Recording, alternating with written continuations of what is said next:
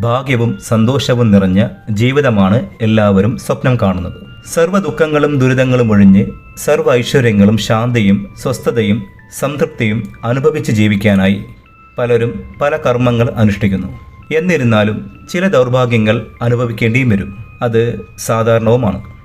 നമ്മൾ അനുഷ്ഠിക്കുന്ന സത്കർമ്മങ്ങളുടെ ഫലമായി നിർഭാഗ്യങ്ങളെ മറികടക്കാൻ സാധിക്കും.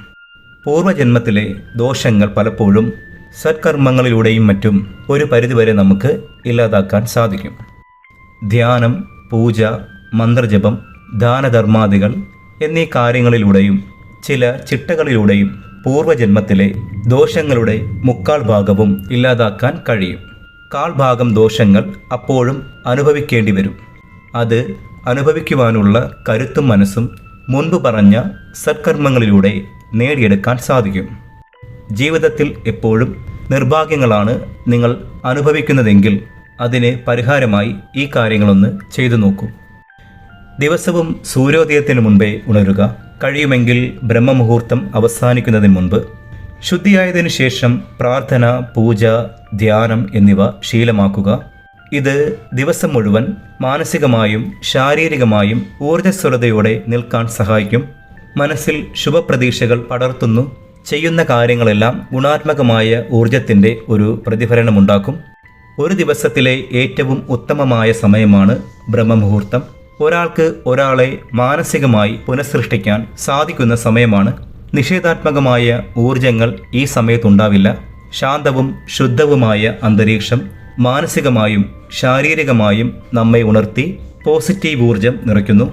അതിനാൽ ഈ സമയം പ്രയോജനപ്പെടുത്തുവാനായി ശ്രമിക്കുക. പ്രഭാതത്തിലും സായം സന്ധ്യയിലും നിലവിളക്ക് കത്തിച്ച് പ്രാർത്ഥിക്കുക. പ്രത്യേകിച്ച് സായം സന്ധ്യയ്ക്ക് കുടുംബത്തോടൊപ്പം നാമം ജപിക്കുന്നത് ഭവനത്തിൽ പോസിറ്റീവ് എനർജി നിറയ്ക്കുന്നു. ഇത് നിഷേധാത്മകതകളെ അകറ്റി നിർഭാഗ്യകരമായ പ്രഭാതങ്ങളെ അകറ്റി നിർത്തുന്നു. പ്രഭാതങ്ങളിലും സായം സന്ധ്യയിലും സുഗന്ധവസ്തുക്കൾ, അതായത് അഷ്ടഗന്ധം, ദശാംഗം, ചന്ദനത്തിരി, പച്ചക്കർപ്പൂരം, കുന്തിരിക്കം എന്നിവ പുകയ്ക്കുന്നത് അത്യുത്തമമാണ്. ഇത് അന്തരീക്ഷം ശുദ്ധമാക്കുന്നു. സുഖകരമായ ഈ ഗന്ധം നല്ല ഊർജങ്ങളുടെ പ്രഭാവം പരത്തി ഭാഗ്യത്തെ ക്ഷണിച്ചു വരുത്തുന്നു. എപ്പോഴും ലളിതമായ ജീവിതം നയിക്കാൻ ശ്രമിക്കുക. മോഹങ്ങൾ കൂടുമ്പോൾ സ്വാർത്ഥതയും വർദ്ധിക്കുന്നു. മനസ്സമാധാനം നഷ്ടപ്പെടുത്തുന്നു. ഒപ്പം നിഷേധാത്മകതകളും വർദ്ധിക്കുന്നു. ഇത് ദൗർഭാഗ്യങ്ങളിലേക്ക് നയിക്കുകയും ചെയ്യുന്നു. എല്ലാത്തരം കലഹങ്ങളും ഒഴിവാക്കുക. മനസ്സാ വാച കർമ്മണ ആരോടും വിരോധം പ്രകടിപ്പിക്കാതിരിക്കുക.